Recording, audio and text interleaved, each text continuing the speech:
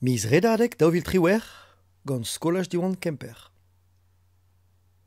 Steren eo ma hanno, gant ma hi gwenedu e ma mo prienti a redadek.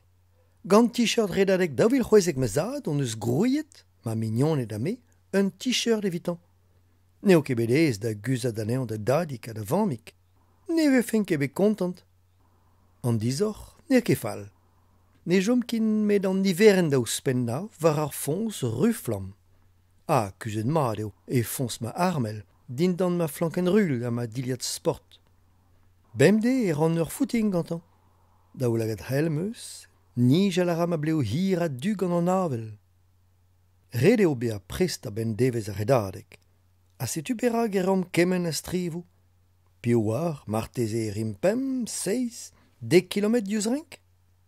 A ben ur miz e vo a redadek, a chanch a reom lerc'hioù evit pleustri. Par keier, kwajou e kreiz ar mahat.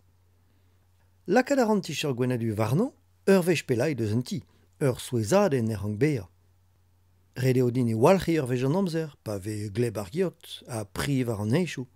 Evit distin ma higenno e meus gret yoga e pad an eil zunvez e stal ar skol.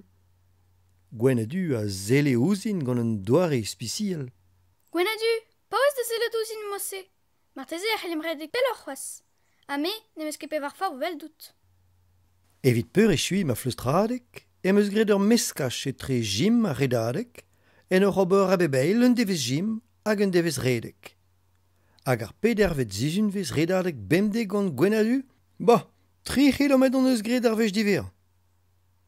Souezet eo am zud o velet a hanon o tebri kemen, hag o chom e pat kenpel din an strinkaden, met preston bremañ, va c'hoaz e vo redadek.